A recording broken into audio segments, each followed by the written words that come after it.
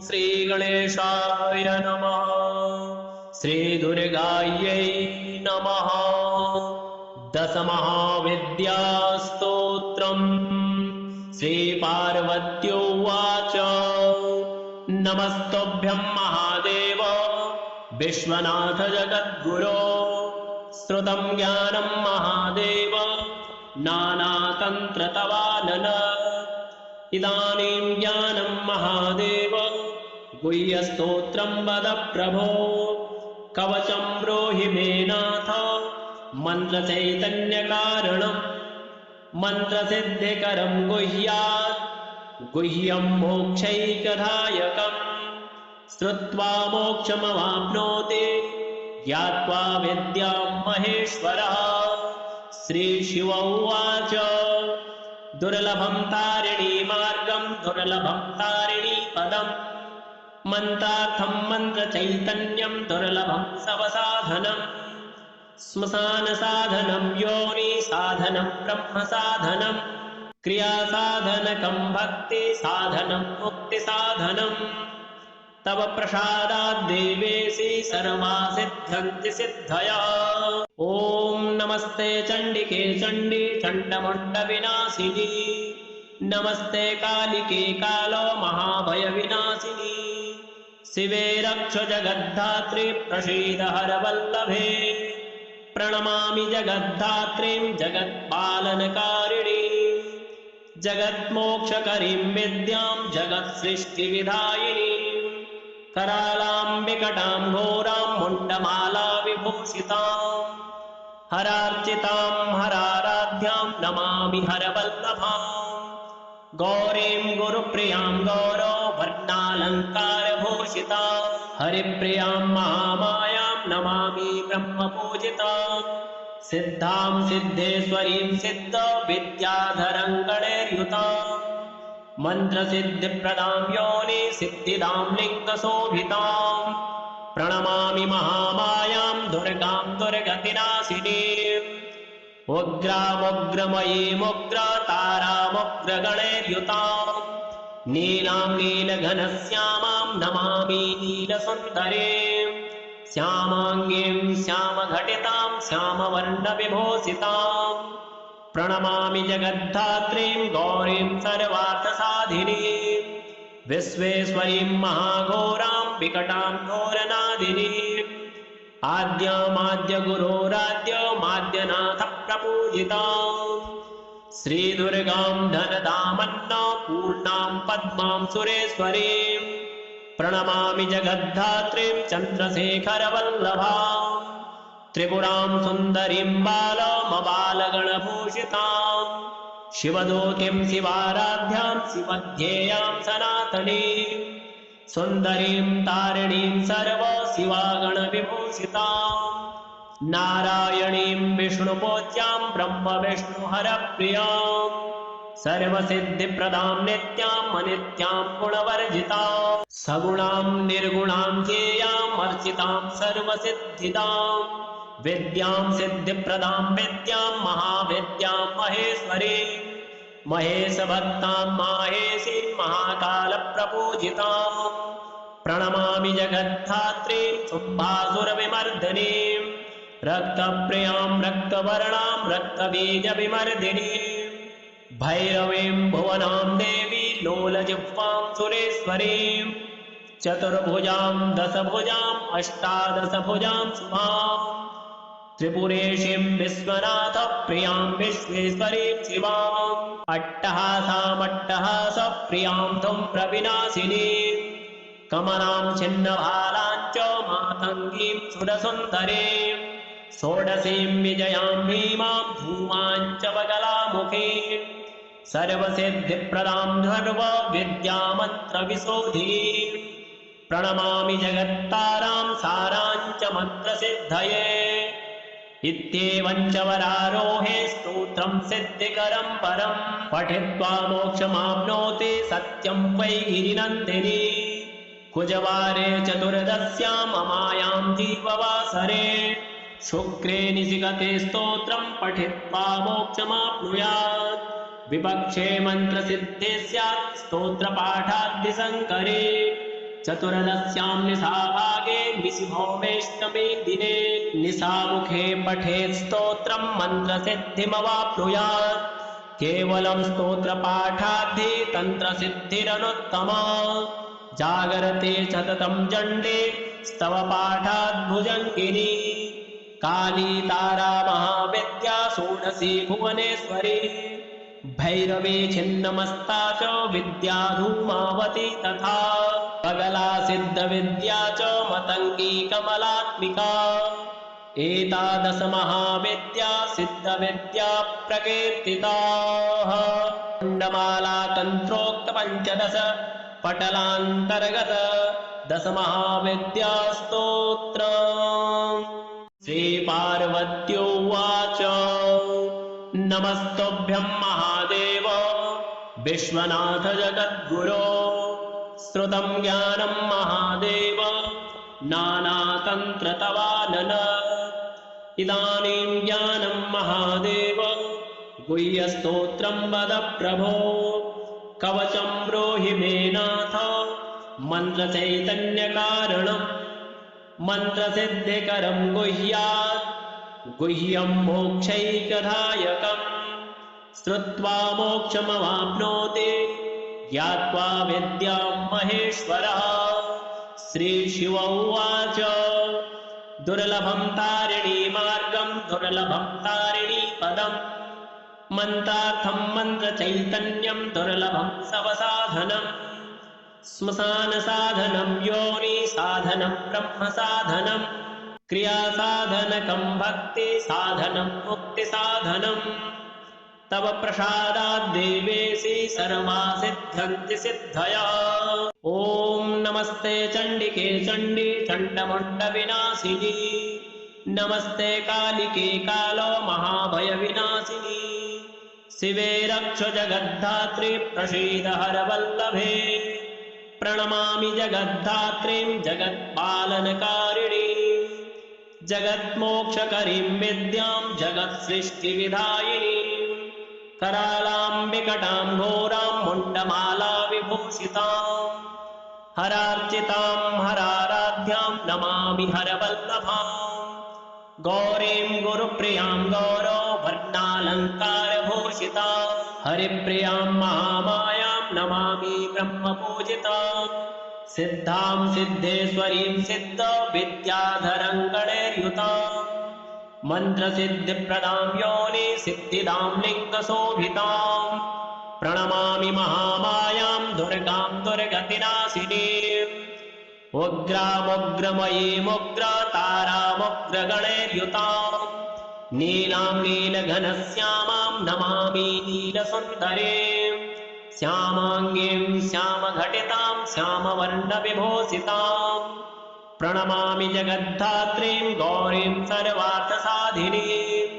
विश्वेश्वरीं महाघोरां विकटां घोरनादिनीम् आद्यमाद्यगुरोराद्यमाद्यनाथ प्रपूजितां श्रीदुर्गां धनदामन्नपूर्णां पद्मां सुरेश्वरीं प्रणमामि जगद्धात्रीं चन्द्रशेखरवल्लभां त्रिपुरां सुन्दरीं बालमबालगणभूषितां शिवदूतीं शिवाराध्यां शिवध्येयां सनातनीं सुन्दरीं तारिणीं सर्वशिवागणविभूषितां नारायणीं विष्णुपूज्यां ब्रह्मविष्णुहरप्रियां सर्वसिद्धिप्रदां नित्यां अनित्यां गुणवर्जितां सगुणां निर्गुणां ध्येयां अर्चितां सर्वसिद्धिदां विद्यां सिद्धिप्रदां विद्यां महाविद्यां महेश्वरीं महेशभक्तां माहेशीं महाकालप्रपूजितां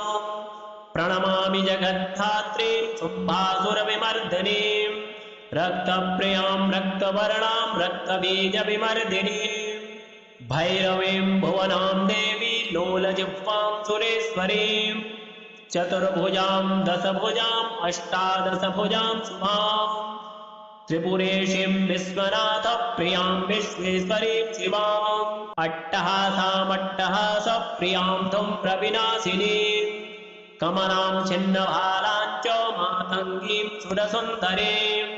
षोडशीं विजयां भीमां धूमाञ्च बगलामुखीं सर्वसिद्धिप्रदां सर्वविद्यामन्त्रविशोधिनीं प्रणमामि जगत्तारां साराञ्च मन्त्रसिद्धये।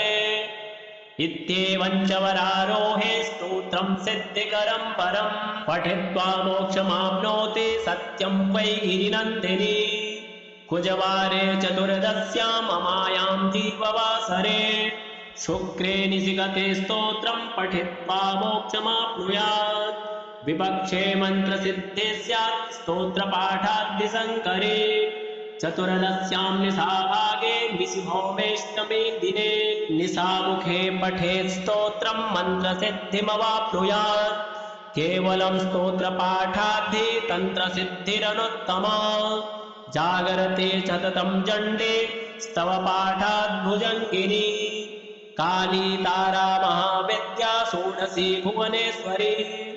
भैरवी छिन्नमस्ता च विद्या धूमावती तथा बगला सिद्धविद्या च मतङ्गी कमलात्मिका। एतादश महाविद्या सिद्धविद्या प्रकीर्तिताः। कुण्डमाला तन्त्रोक्त पञ्चदश पटलान्तर्गत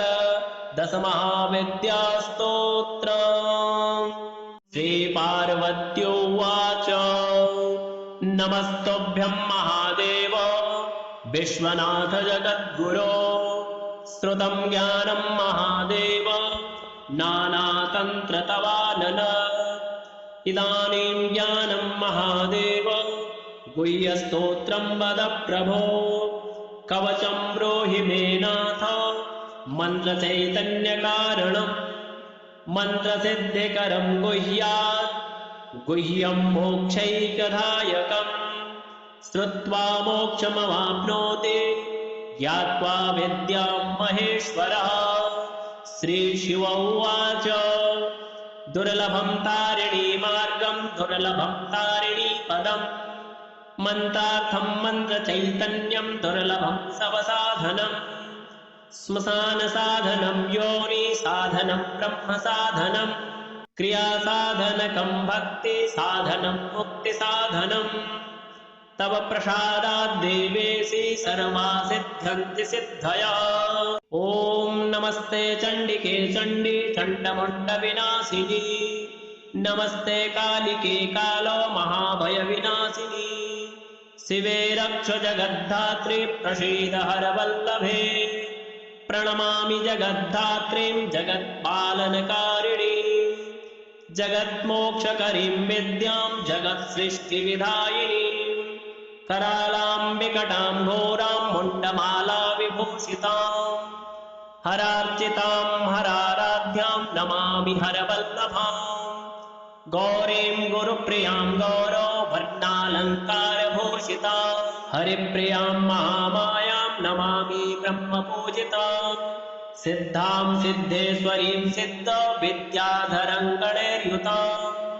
मन्त्रसिद्धिप्रदां योनि सिद्धिदां लिङ्गशोभितां प्रणमामि महामायां दुर्गां दुर्गतिनाशिनीम् उग्रामुग्रमयीमुग्रतारामुग्रगणैर्युतां नीलां नीलघनश्यामां नमामि नीलसुन्दरीं श्यामाङ्गीं श्यामघटितां श्यामवर्णविभूषितां प्रणमामि जगद्धात्रीं गौरीं सर्वार्थसाधिनीं विश्वेश्वरीं महाघोरां विकटां घोरनादिनीम् आद्यमाद्यगुरोराद्यमाद्यनाथ प्रपूजितां श्रीदुर्गां धनदामन्नपूर्णां पद्मां सुरेश्वरीं प्रणमामि जगद्धात्रीं चन्द्रशेखरवल्लभां त्रिपुरां सुन्दरीं बालमबालगणभूषितां शिवदूतीं शिवाराध्यां शिवध्येयां सनातनीं सुन्दरीं तारिणीं सर्वशिवागणविभूषितां नारायणीं विष्णुपूज्यां ब्रह्मविष्णुहरप्रियां सर्वसिद्धिप्रदां नित्यां अनित्यां गुणवर्जितां सगुणां निर्गुणां ध्येयां अर्चितां सर्वसिद्धिदां विद्यां सिद्धिप्रदां विद्यां महाविद्यां महेश्वरीं महेशभक्तां माहेशीं महाकालप्रपूजितां प्रणमामि जगद्धात्रीं शुम्भासुरविमर्दिनीं रक्तप्रियां रक्तवर्णां रक्तबीजविमर्दिनीं भैरवीं भुवनां देवी लोलजिह्वां सुरेश्वरीं चतुर्भुजां दशभुजां अष्टादशभुजां शुभां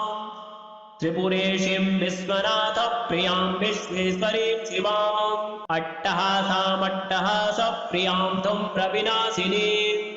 कमलां छिन्नभालां च मातङ्गीं सुरसुन्दरीं षोडशीं विजयां भीमां धूमां च बगलामुखीं सर्वसिद्धिप्रदां सर्वविद्यामन्त्रविशोधिनीं प्रणमामि जगत्तारां सारां च मन्त्रसिद्धये इत्येवं च वरारोहे स्तोत्रं सिद्धिकरं परं पठित्वा मोक्षमाप्नोति सत्यं वै गिरिनन्दिनी कुजवारे चतुर्दश्यां ममायां जीववासरे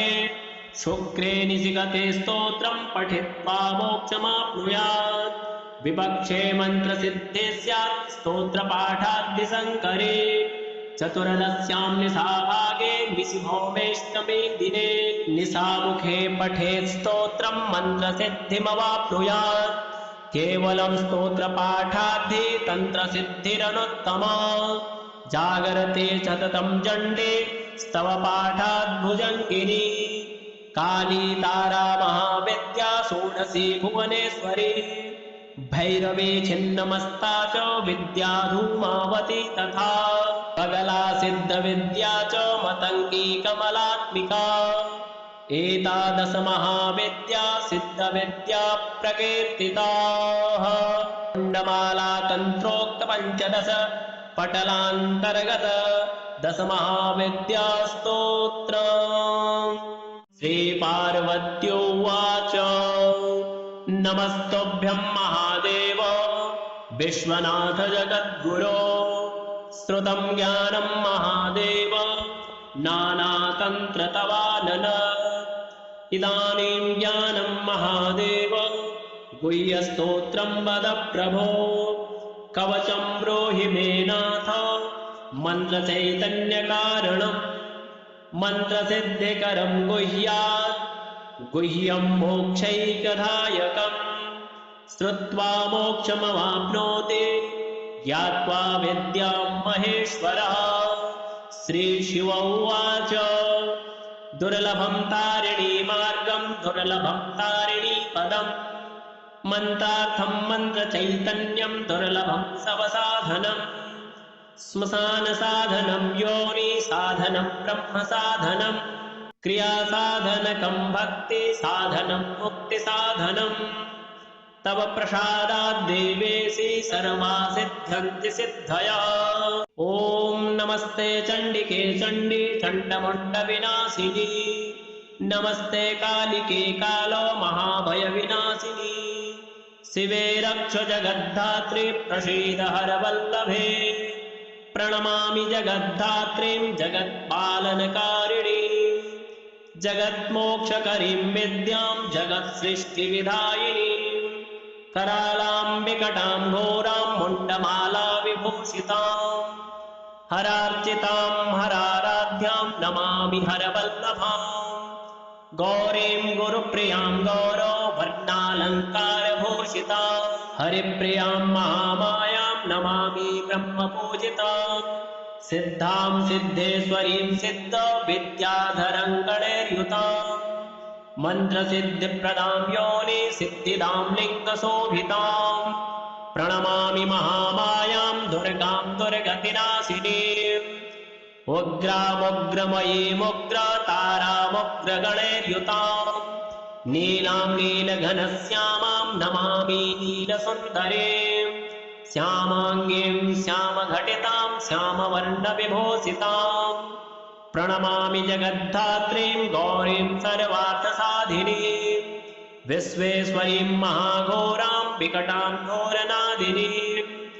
आद्यमाद्यगुरोराद्यमाद्यनाथ प्रपूजितां श्रीदुर्गां धनदामन्ना पूर्णां पद्मां सुरेश्वरीं प्रणमामि जगद्धात्रीं चन्द्रशेखरवल्लभां त्रिपुरां सुन्दरीं बालमबालगणभूषितां शिवदूतीं शिवाराध्यां शिवध्येयां सनातनीं सुन्दरीं तारिणीं सर्वशिवागणविभूषितां नारायणीं विष्णुपूज्यां ब्रह्मविष्णुहरप्रियां सर्वसिद्धिप्रदां नित्याम् अनित्यां गुणवर्जितां सगुणां निर्गुणां ध्येयाम् अर्चितां सर्वसिद्धिदां विद्यां सिद्धिप्रदां विद्यां महाविद्यां महेश्वरीं महेशभक्तां माहेशीं महाकालप्रपूजितां प्रणमामि जगद्धात्रीं शुम्भासुरविमर्दिनीं रक्तप्रियां रक्तवर्णां रक्तबीजविमर्दिनीं भैरवीं भुवनां देवी लोलजिह्वां सुरेश्वरीं चतुर्भुजां दशभुजाम् अष्टादशभुजां शुभां त्रिपुरेशीं विश्वनाथप्रियां विश्वेश्वरीं शिवाम् अट्टहासामट्टहासप्रियां धूम्रविनाशिनीं कमलां छिन्नभालां च मातङ्गीं सुरसुन्दरीं षोडशीं विजयां भीमां धूमां च बगलामुखीं सर्वसिद्धिप्रदां सर्वविद्यामन्त्रविशोधीं प्रणमामि जगत्तारां सारां च मन्त्रसिद्धये इत्येवं च वरारोहे स्तोत्रं सिद्धिकरं परं पठित्वा मोक्षमाप्नोति सत्यं वै गिरिनन्दिनी कुजवारे चतुर्दश्यां ममायां जीववासरे शुक्रे निशिगते स्तोत्रं पठित्वा मोक्षमाप्नुयात् विपक्षे मन्त्रसिद्धे स्यात् स्तोत्रपाठाद्दिशङ्करे चतुर्दश्यां निशाभागे निशिभौमेष्टमे दिने निशामुखे पठेत् स्तोत्रं मन्त्रसिद्धिमवाप्नुयात् केवलं स्तोत्रपाठाद्धि तन्त्रसिद्धिरनुत्तमा जागरते सततं चण्डे स्तवपाठाद्भुजङ्गिनी काली तारा महाविद्या षोडशी भुवनेश्वरी भैरवी छिन्नमस्ता च विद्या धूमावती तथा पगला सिद्धविद्या च मतङ्गी कमलात्मिका एतादश महाविद्या सिद्धविद्या प्रकीर्तिताः मुण्डमाला तन्त्रोक्त पञ्चदश पटलान्तर्गत दश महाविद्या स्तोत्र श्रीपार्वत्योवाच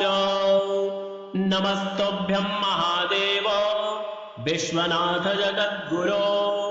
श्रुतं ज्ञानं महादेव नानातन्त्रतवानन इदानीं ज्ञानं महादेव गुह्यस्तोत्रं वद प्रभो कवचं ब्रूहि मे नाथ मन्त्रचैतन्यकारणं मन्त्रसिद्धिकरं गुह्यात् गुह्यं मोक्षैकदायकं श्रुत्वा मोक्षमवाप्नोति ज्ञात्वा विद्यां महेश्वरः श्रीशिव उवाच दुर्लभं तारिणी मार्गं दुर्लभं तारिणी पदं मन्त्रार्थं मन्त्रचैतन्यं दुर्लभं सवसाधनं श्मशानसाधनं योनिसाधनं ब्रह्मसाधनं क्रियासाधनकं भक्तिसाधनं मुक्तिसाधनं तव प्रसादात् देवेशि सर्वा सिद्ध्यन्ति सिद्धयः ॐ नमस्ते चण्डिके चण्डी चण्डमुण्डविनाशिनी नमस्ते कालिके कालो महाभयविनाशिनी शिवे रक्ष जगद्धात्री प्रसीद हरवल्लभे प्रणमामि जगद्धात्रीं जगत्पालनकारिणीं जगन्मोक्षकरीं विद्यां जगत्सृष्टिविधायिनीं करालां विकटां घोरां मुण्डमाला विभूषितां हरार्चितां हराराध्यां नमामि हरवल्लभां गौरीं गुरुप्रियां गौरो वर्णालङ्कारभूषितां हरिप्रियां महामायां नमामि ब्रह्मपूजितां सिद्धां सिद्धेश्वरीं सिद्ध विद्याधरं गणैर्युतां मन्त्रसिद्धिप्रदां योनि सिद्धिदां लिङ्गशोभितां प्रणमामि महामायां दुर्गां दुर्गतिनाशिनीं उग्रामुग्रमयीमुग्रतारामुग्रगणैर्युताम् नीलां नीलघनश्यामां नमामि नीलसुन्दरीम् श्यामाङ्गीं श्यामघटितां श्यामवर्णविभूषिताम् प्रणमामि जगद्धात्रीं गौरीं सर्वार्थसाधिनीम् विश्वेश्वरीं महाघोरां विकटां घोरनादिनीम् आद्यमाद्यगुरोराद्यमाद्यनाथप्रपूजिताम् श्रीदुर्गां धनदामन्नपूर्णां पद्मां सुरेश्वरीं प्रणमामि जगद्धात्रीं चन्द्रशेखरवल्लभां त्रिपुरां सुन्दरीं बालमबालगणभूषितां शिवदूतीं शिवाराध्यां शिवध्येयां सनातनीं सुन्दरीं तारिणीं सर्वशिवागणविभूषितां नारायणीं विष्णुपूज्यां ब्रह्मविष्णुहरप्रियां सर्वसिद्धिप्रदां नित्यां अनित्यां गुणवर्जितां सगुणां निर्गुणां ध्येयाम् अर्चितां सर्वसिद्धिदां विद्यां सिद्धिप्रदां विद्यां महाविद्यां महेश्वरीं महेशभक्तां माहेशीं महाकालप्रपूजितां प्रणमामि जगद्धात्रीं शुम्भासुरविमर्दिनीं रक्तप्रियां रक्तवर्णां रक्तबीजविमर्दिनीं भैरवीं भुवनां देवी लोलजिह्वां सुरेश्वरीं चतुर्भुजां दशभुजां अष्टादशभुजां शुभां त्रिपुरेशीं विश्वनाथप्रियां विश्वेश्वरीं शिवाम् अट्टहासामट्टहासप्रियां धूम्रविनाशिनीं कमलां छिन्नभालां च मातङ्गीं सुरसुन्दरीं षोडशीं विजयां भीमां धूमां च बगलामुखीं सर्वसिद्धिप्रदां सर्वविद्यामन्त्रविशोधिनीं प्रणमामि जगत्तारां सारां च मन्त्रसिद्धये इत्येवं च वरारोहे स्तोत्रं सिद्धिकरं परं पठित्वा मोक्षमाप्नोति सत्यं वै गिरिनन्दिनी कुजवारे चतुर्दश्यां ममायां जीववासरे शुक्रे निशिगते स्तोत्रं पठित्वा मोक्षमाप्नुयात् विपक्षे मन्त्रसिद्धे स्यात् स्तोत्रपाठाद्दिशङ्करे चतुर्दश्यां निशाभागे निशिभौमेष्टमे दिने निशामुखे पठेत् स्तोत्रं मन्त्रसिद्धिमवाप्नुयात् केवलं स्तोत्रपाठाद्धि तन्त्रसिद्धिरनुत्तमा जागरते सततं चण्डे स्तवपाठाद्भुजङ्गिनी काली तारा महाविद्या षोडशी भुवनेश्वरी भैरवी छिन्नमस्ता च विद्या धूमावती तथा पगला सिद्धविद्या च मतङ्गी कमलात्मिका एतादश महाविद्या सिद्धविद्या प्रकीर्तिताः कुण्डमाला तन्त्रोक्त पञ्चदश पटलान्तर्गत दश महाविद्या स्तोत्र श्रीपार्वत्योवाच नमस्तुभ्यं महादेव विश्वनाथ जगद्गुरो श्रुतं ज्ञानं महादेव नानातन्त्रतवानन इदानीं ज्ञानं महादेव गुह्यस्तोत्रं वद प्रभो कवचं ब्रूहि मे नाथ मन्त्रचैतन्यकारणम् मन्त्रसिद्धिकरं गुह्यात् गुह्यं मोक्षैकदायकम् श्रुत्वा मोक्षमवाप्नोति ज्ञात्वा विद्यां महेश्वरः श्रीशिव उवाच दुर्लभं तारिणी मार्गं दुर्लभं तारिणी पदम् मन्त्रार्थं मन्त्रचैतन्यं दुर्लभं सवसाधनम् श्मशानसाधनं योनिसाधनं ब्रह्मसाधनं क्रियासाधनकं भक्तिसाधनं मुक्तिसाधनं तव प्रसादात् देवेशि सर्वा सिद्ध्यन्ति सिद्धयः ॐ नमस्ते चण्डिके चण्डी चण्डमुण्डविनाशिनी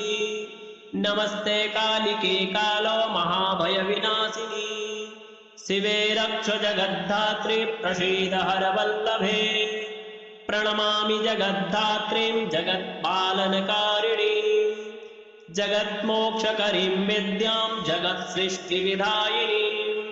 करालां विकटां घोरां मुण्डमाला विभूषितां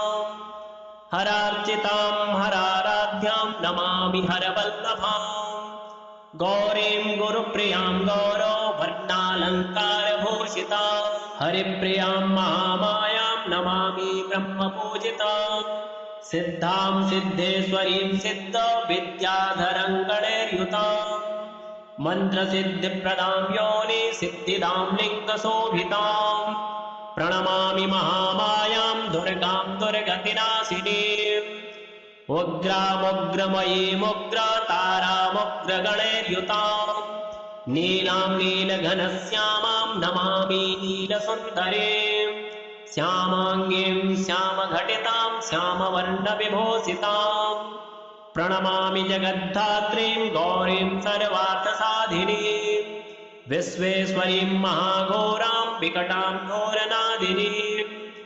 आद्यमाद्यगुरोराद्यमाद्यनाथ प्रपूजितां श्रीदुर्गां धनदामन्नपूर्णां पद्मां सुरेश्वरीं प्रणमामि जगद्धात्रीं चन्द्रशेखरवल्लभां त्रिपुरां सुन्दरीं बालमबालगणभूषितां शिवदूतीं शिवाराध्यां शिवध्येयां सनातनीं सुन्दरीं तारिणीं सर्वशिवागणविभूषितां नारायणीं विष्णुपूज्यां ब्रह्मविष्णुहरप्रियां सर्वसिद्धिप्रदां नित्याम् अनित्यां गुणवर्जितां सगुणां निर्गुणां ध्येयाम् अर्चितां सर्वसिद्धिदां विद्यां सिद्धिप्रदां विद्यां महाविद्यां महेश्वरीं महेशभक्तां माहेशीं महाकालप्रपूजितां प्रणमामि जगद्धात्रीं शुम्भासुरविमर्दिनीं रक्तप्रियां रक्तवर्णां रक्तबीजविमर्दिनीं भैरवीं भुवनां देवी लोलजिह्वां सुरेश्वरीं चतुर्भुजां दशभुजाम् अष्टादशभुजां शुभां त्रिपुरेशीं विश्वनाथप्रियां विश्वेश्वरीं शिवाम् अट्टहासामट्टहासप्रियां धूम्रविनाशिनीं कमलां छिन्नभालां च मातङ्गीं सुरसुन्दरीं षोडशीं विजयां भीमां धूमां च बगलामुखीं सर्वसिद्धिप्रदां सर्वविद्यामन्त्रविशोधिनीं प्रणमामि जगत्तारां सारां च मन्त्रसिद्धये इत्येवं च वरारोहे स्तोत्रं सिद्धिकरं परं पठित्वा मोक्षमाप्नोति सत्यं वै गिरिनन्दिनी कुजवारे चतुर्दश्यां ममायां दीपवासरे शुक्रे निशिगते स्तोत्रं पठित्वा मोक्षमाप्नुयात् विपक्षे मन्त्रसिद्धे स्यात् स्तोत्रपाठाद्दिशङ्करे चतुर्दश्यां निशाभागे निशिभौमेष्टमे दिने निशामुखे पठेत् स्तोत्रं मन्त्रसिद्धिमवाप्नुयात् केवलं स्तोत्रपाठाद्धि तन्त्रसिद्धिरनुत्तमा जागरते सततं चण्डे स्तवपाठाद्भुजङ्गिनी काली तारा महाविद्या षोडशी भुवनेश्वरी भैरवी छिन्नमस्ता च विद्या धूमावती तथा पगला सिद्धविद्या च मतङ्गी कमलात्मिका एतादश महाविद्या सिद्धविद्या प्रकीर्तिताः कुण्डमाला तन्त्रोक्त पञ्चदश पटलान्तर्गत दश महाविद्या स्तोत्र श्रीपार्वत्योवाच नमस्तुभ्यं महादेव विश्वनाथ जगद्गुरो श्रुतं ज्ञानं महादेव नानातन्त्रतवानन इदानीं ज्ञानं महादेव गुह्यस्तोत्रं वद प्रभो कवचं ब्रूहि मे नाथ मन्त्रचैतन्यकारणं मन्त्रसिद्धिकरं गुह्यात् गुह्यं मोक्षैकदायकम् श्रुत्वा मोक्षमवाप्नोति ज्ञात्वा विद्यां महेश्वरः श्रीशिव उवाच दुर्लभं तारिणी मार्गं दुर्लभं तारिणी पदम् मन्त्रार्थं मन्त्रचैतन्यं दुर्लभं सवसाधनं श्मशानसाधनं योनिसाधनं ब्रह्मसाधनं क्रियासाधनकं भक्तिसाधनं मुक्तिसाधनं तव प्रसादात् देवेशि सर्वा सिद्ध्यन्ति सिद्धया। ॐ नमस्ते चण्डिके चण्डी चण्डमुण्डविनाशिनी नमस्ते कालिके कालो महाभयविनाशिनी शिवे रक्ष जगद्धात्री प्रसीद हरवल्लभे प्रणमामि जगद्धात्रीं जगत्पालनकारिणी जगन्मोक्षकरीं विद्यां जगत्सृष्टिविधायिनी करालां विकटां घोरां मुण्डमाला विभूषितां हरार्चितां हराराध्यां नमामि हरवल्लभां गौरीं गुरुप्रियां गौरवर्णालङ्कारभूषितां हरिप्रियां महामायां नमामि ब्रह्मपूजितां सिद्धां सिद्धेश्वरीं सिद्धविद्याधरं गणैर्युतां मन्त्रसिद्धिप्रदां योनि सिद्धिदां लिङ्गशोभितां प्रणमामि महामायां दुर्गां दुर्गतिनाशिनीम् उग्रामुग्रमयीमुग्रतारामुग्रगणैर्युतां नीलां नीलघनश्यामां नमामि नीलसुन्दरीं श्यामाङ्गीं श्यामघटितां श्यामवर्णविभूषितां प्रणमामि जगद्धात्रीं गौरीं सर्वार्थसाधिनीं विश्वेश्वरीं महाघोरां विकटां घोरनादिनीम् आद्यमाद्यगुरोराद्यमाद्यनाथ प्रपूजितां श्रीदुर्गां धनदामन्नपूर्णां पद्मां सुरेश्वरीं प्रणमामि जगद्धात्रीं चन्द्रशेखरवल्लभां त्रिपुरां सुन्दरीं बालमबालगणभूषितां शिवदूतीं शिवाराध्यां शिवध्येयां सनातनीं सुन्दरीं तारिणीं सर्वशिवागणविभूषितां नारायणीं विष्णुपूज्यां ब्रह्मविष्णुहरप्रियां सर्वसिद्धिप्रदां नित्यां अनित्यां गुणवर्जितां सगुणां निर्गुणां ध्येयां अर्चितां सर्वसिद्धिदां विद्यां सिद्धिप्रदां विद्यां महाविद्यां महेश्वरीं महेशभक्तां माहेशीं महाकालप्रपूजितां प्रणमामि जगद्धात्रीं शुम्भासुरविमर्दिनीं रक्तप्रियां रक्तवर्णां रक्तबीजविमर्दिनीं भैरवीं भुवनां देवी लोलजिह्वां सुरेश्वरीं चतुर्भुजां दशभुजां अष्टादशभुजां शुभां त्रिपुरेशीं विश्वनाथ प्रियां विश्वेश्वरीं शिवाम् अट्टहासामट्टहासप्रियां धूम्रविनाशिनीं कमलां छिन्नभालां च मातङ्गीं सुरसुन्दरीं षोडशीं विजयां भीमां धूमां च बगलामुखीं सर्वसिद्धिप्रदां सर्वविद्यामन्त्रविशोधिनीं प्रणमामि जगत्तारां सारां च मन्त्रसिद्धये इत्येवं च वरारोहे स्तोत्रं सिद्धिकरं परं पठित्वा मोक्षमाप्नोति सत्यं वै गिरिनन्दिनी कुजवारे चतुर्दश्यां ममायां जीववासरे शुक्रे निशिगते स्तोत्रं पठित्वा मोक्षमाप्नुयात् विपक्षे मन्त्रसिद्धे स्यात् स्तोत्रपाठाद्दिशङ्करे चतुर्दश्यां निशाभागे निशिभौमेष्टमे दिने निशामुखे पठेत् स्तोत्रं मन्त्रसिद्धिमवाप्नुयात् केवलं स्तोत्रपाठाद्धि तन्त्रसिद्धिरनुत्तमा जागरते सततं चण्डे स्तवपाठाद्भुजङ्गिनी काली तारा महाविद्या षोडशी भुवनेश्वरी भैरवी छिन्नमस्ता च विद्या धूमावती तथा कगला सिद्धविद्या च मतङ्गी कमलात्मिका एतादश महाविद्या सिद्धविद्या प्रकीर्तिताः कुण्डमाला तन्त्रोक्त पञ्चदश पटलान्तर्गत दश महाविद्या स्तोत्रम् श्रीपार्वत्युवाच नमस्तुभ्यं महादेव विश्वनाथ जगद्गुरो श्रुतं ज्ञानं महादेव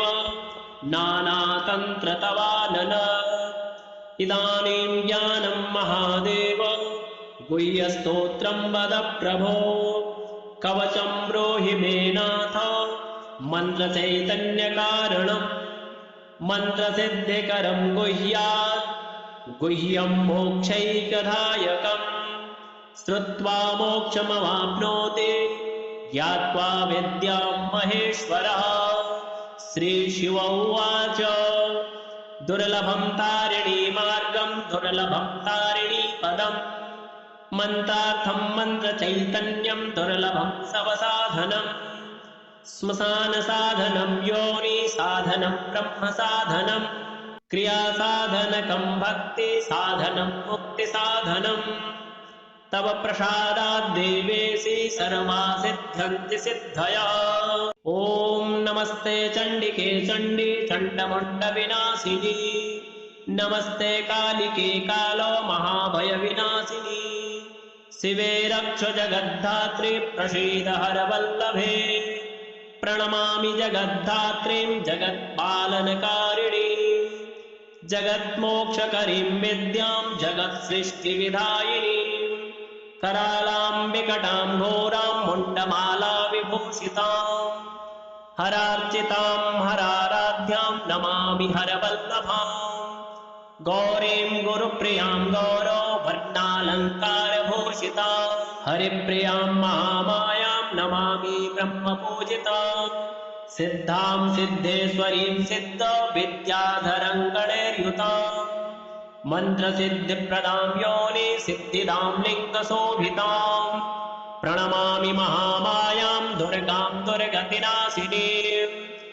उग्रामुग्रमयीमुग्रतारामुग्रगणैर्युतां नीलां नीलघनश्यामां नमामि नीलसुन्दरीं श्यामाङ्गीं श्यामघटितां श्यामवर्णविभूषितां प्रणमामि जगद्धात्रीं गौरीं सर्वार्थसाधिनीं विश्वेश्वरीं महाघोरां विकटां घोरनादिनीम् आद्यमाद्यगुरोराद्यमाद्यनाथ प्रपूजितां श्रीदुर्गां धनदामन्नपूर्णां पद्मां सुरेश्वरीं प्रणमामि जगद्धात्रीं चन्द्रशेखरवल्लभां त्रिपुरां सुन्दरीं बालमबालगणभूषितां शिवदूतीं शिवाराध्यां शिवध्येयां सनातनीं सुन्दरीं तारिणीं सर्वशिवागणविभूषितां नारायणीं विष्णुपूज्यां ब्रह्मविष्णुहरप्रियां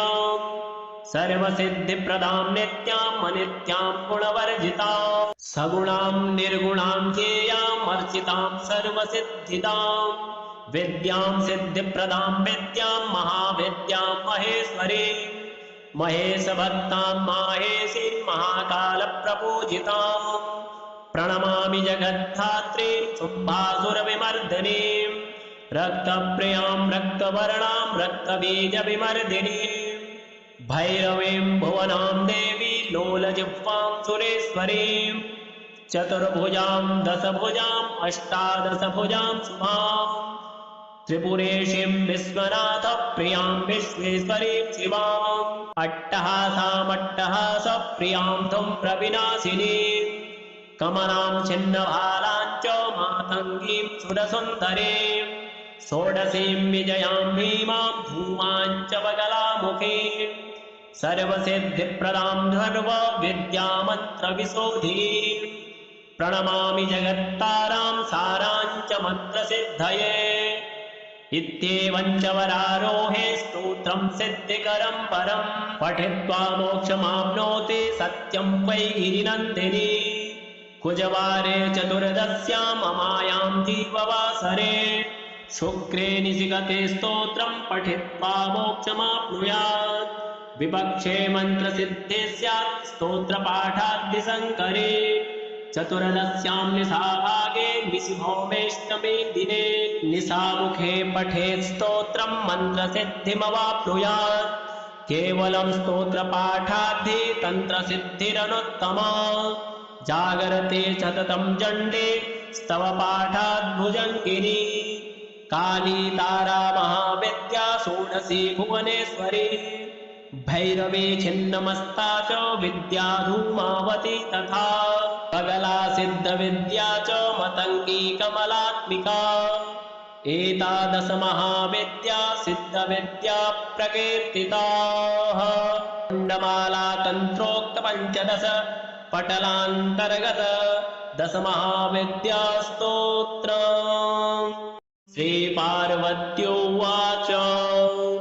नमस्तुभ्यं महादेव विश्वनाथ जगद्गुरो श्रुतं ज्ञानं महादेव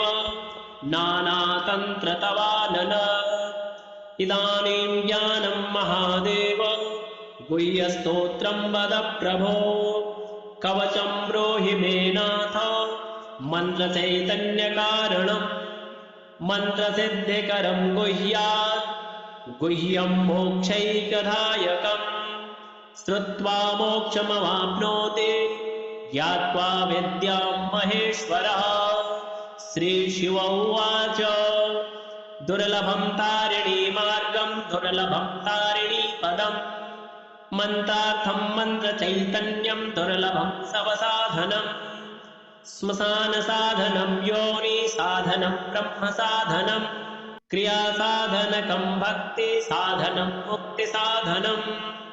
तव प्रसादात् देवेशि सर्वा सिद्ध्यन्ति सिद्धयः। ॐ नमस्ते चण्डिके चण्डी चण्डमुण्डविनाशिनी नमस्ते कालिके कालो महाभयविनाशिनी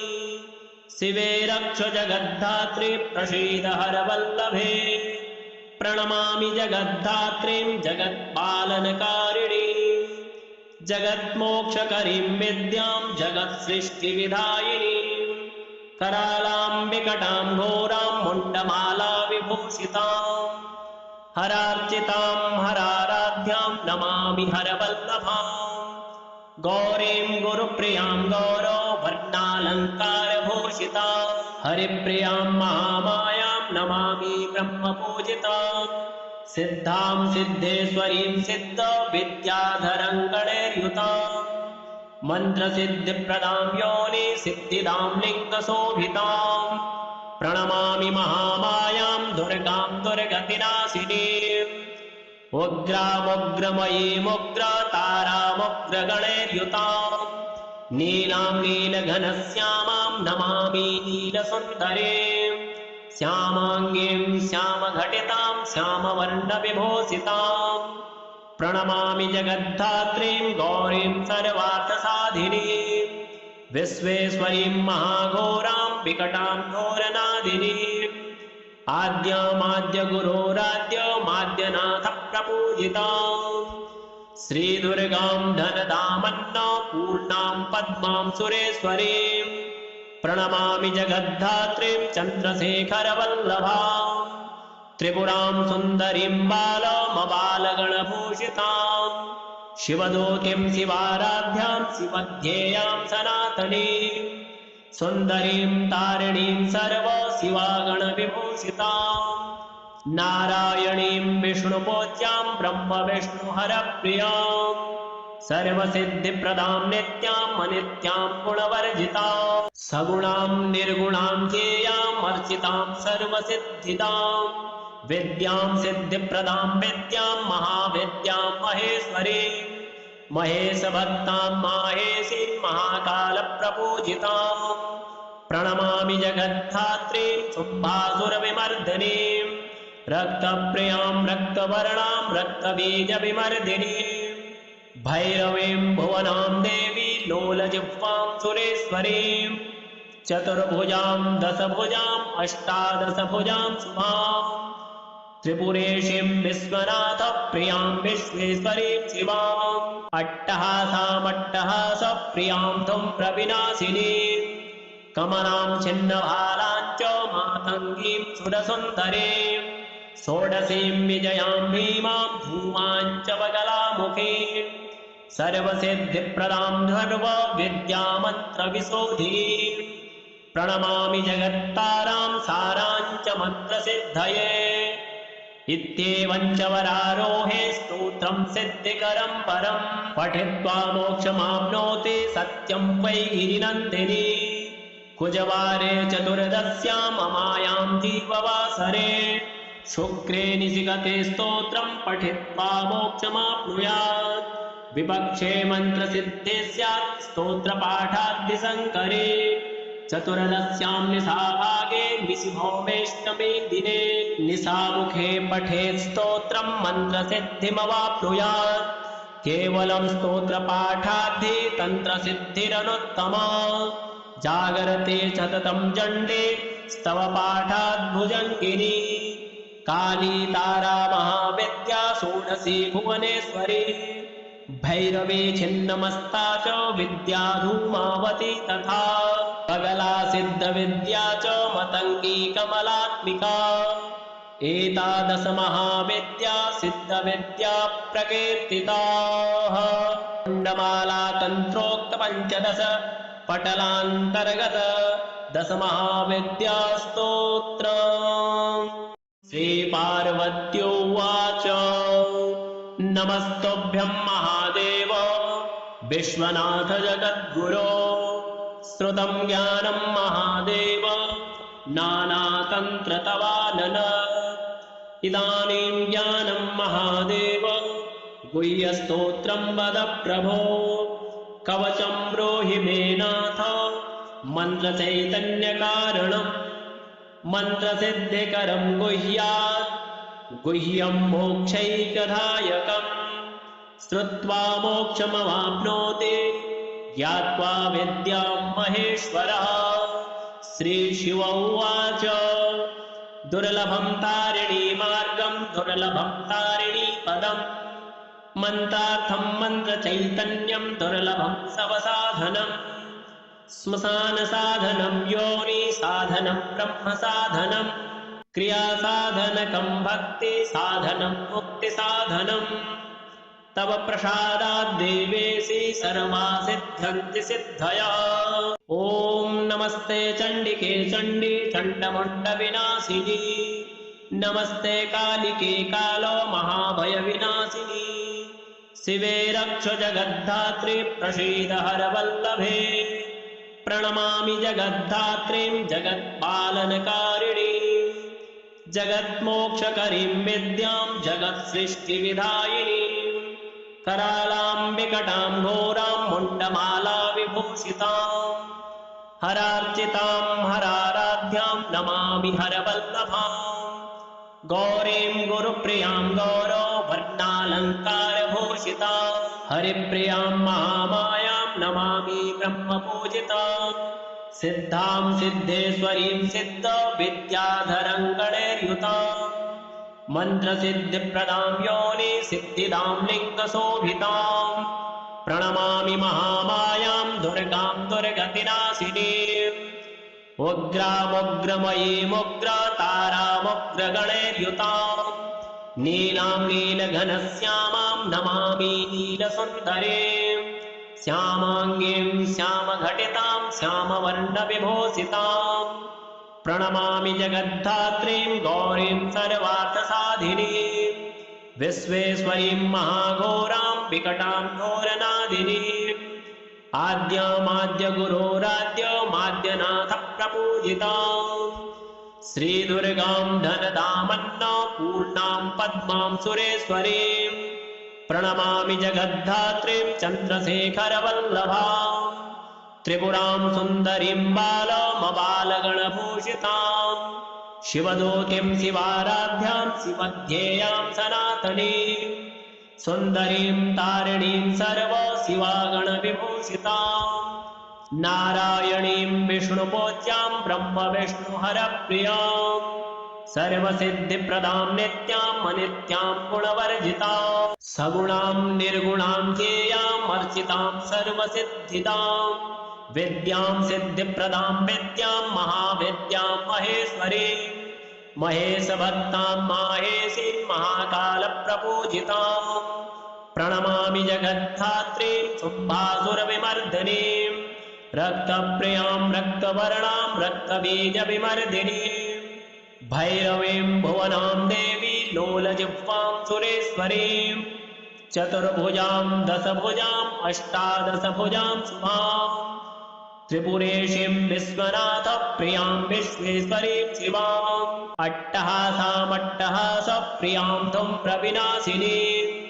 कमलां छिन्नभालां च मातङ्गीं सुरसुन्दरीं षोडशीं विजयां भीमां धूमां च बगलामुखीं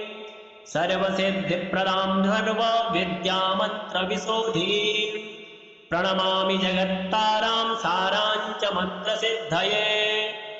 इत्येवं च वरारोहे स्तोत्रं सिद्धिकरं परं पठित्वा मोक्षमाप्नोति सत्यं वै गिरिनन्दिनी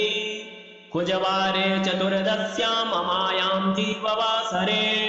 शुक्रे निशिगते स्तोत्रं पठित्वा मोक्षमाप्नुयात् विपक्षे मन्त्रसिद्धे स्यात् स्तोत्रपाठाद्दिशङ्करे